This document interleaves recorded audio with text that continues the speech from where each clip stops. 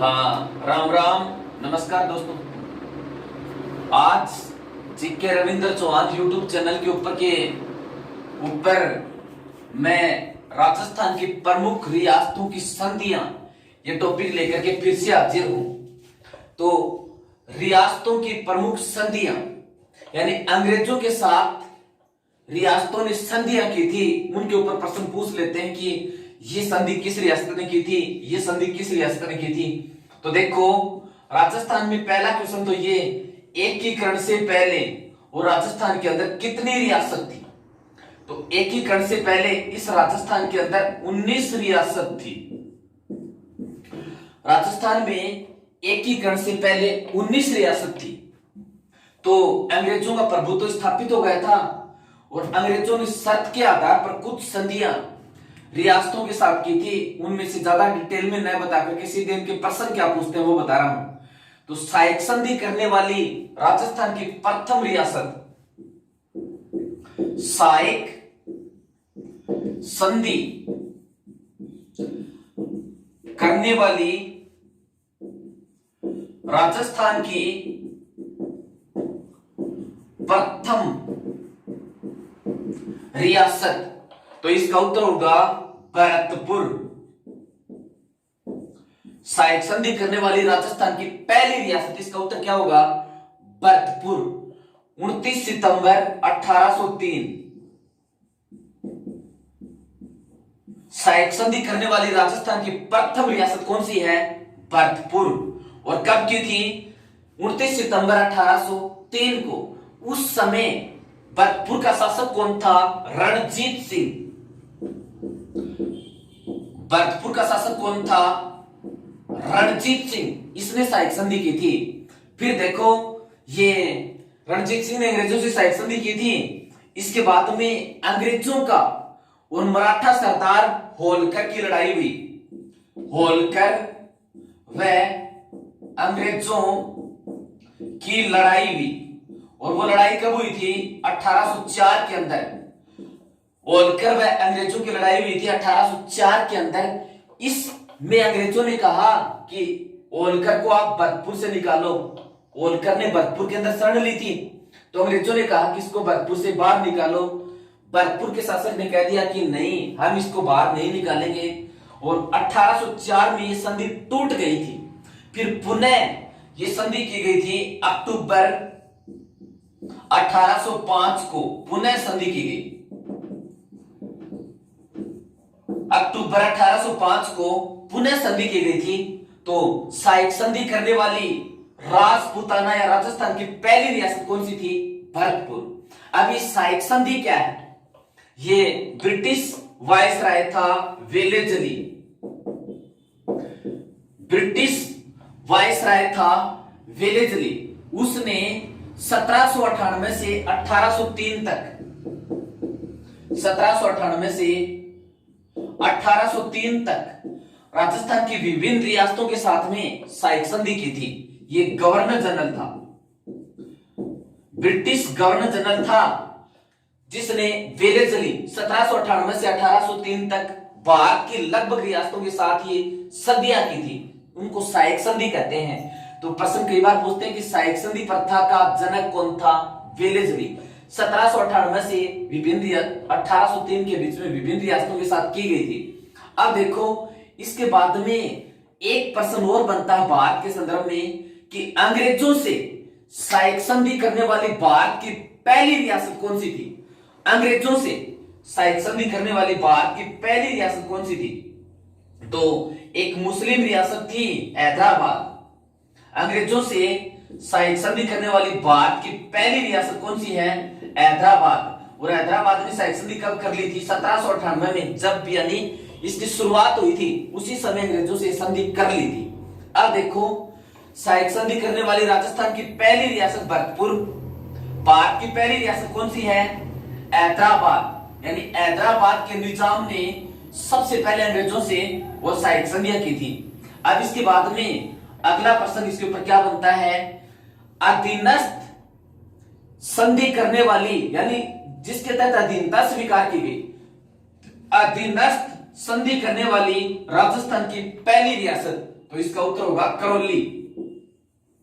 अंग्रेजों से अधीनस्थ संधि करने वाली राजपूताना, क्योंकि ये क्षेत्र पहले राजपूताना कहलाता था, राजपूताना की प्रथम रियासत,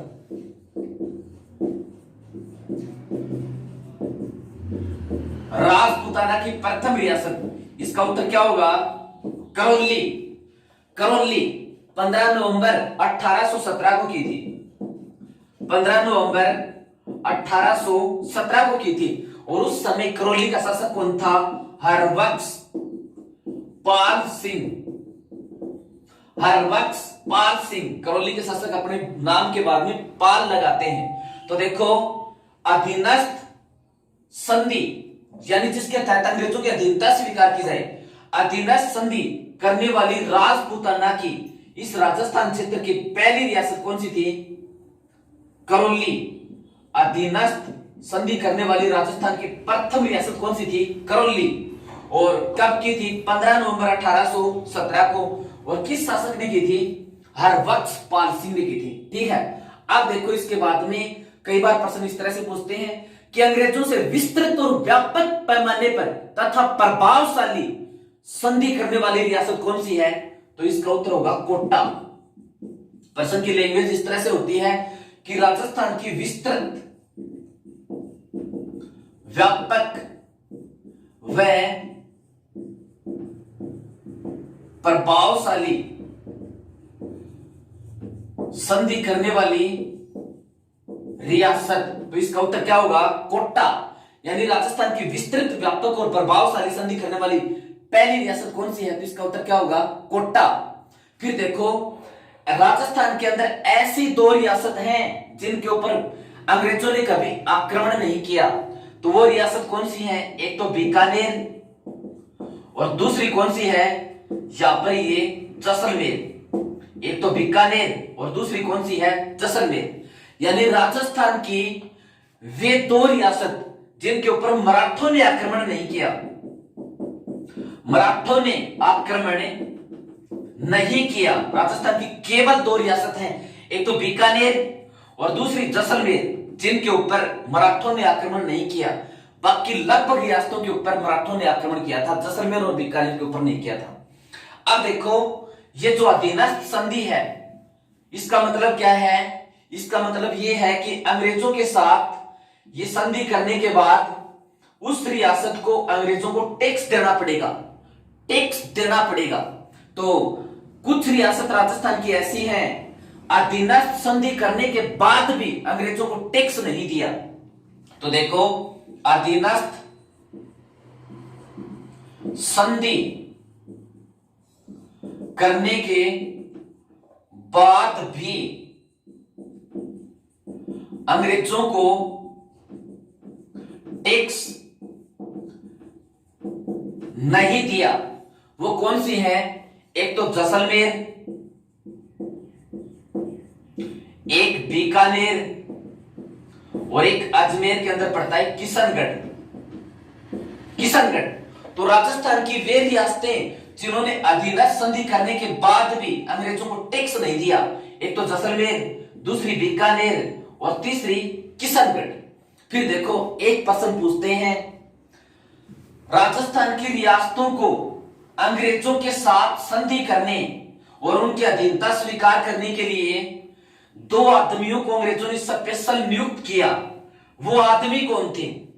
यानी राजस्थान की रियासतों को अंग्रेजों की अधीनता स्वीकार करवाने के लिए ब्रिटिश सरकार ने दो आदमियों को स्पेशल नियुक्त किया। उनका नाम क्या था? उनका नाम क्या था?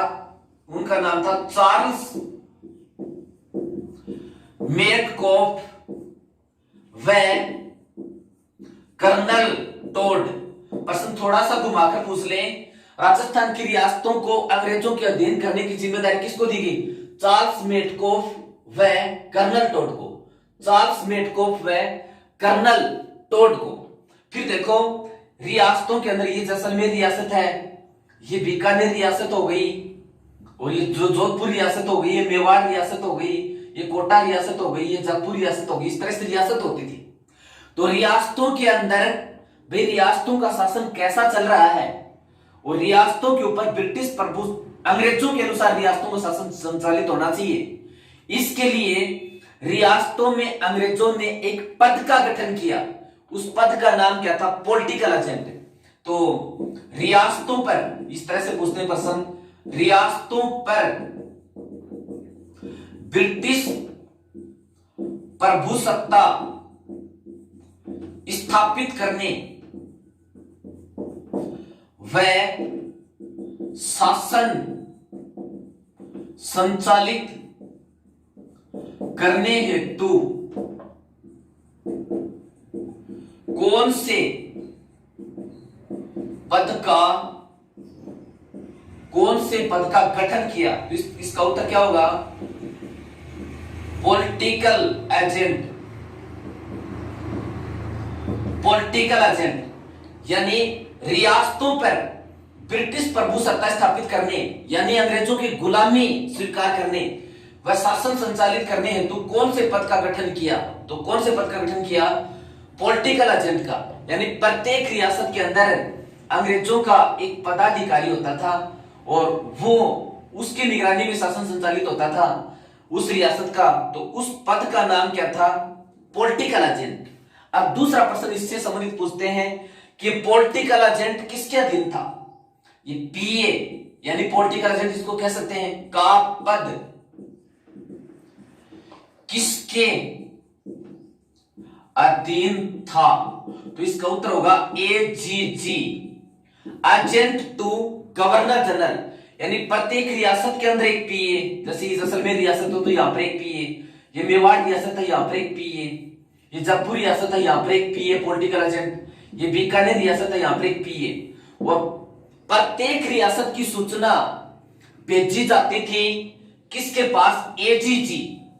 तो पीए का पद किसके अधीन था? Agent to governor general, AGG के अधीन था।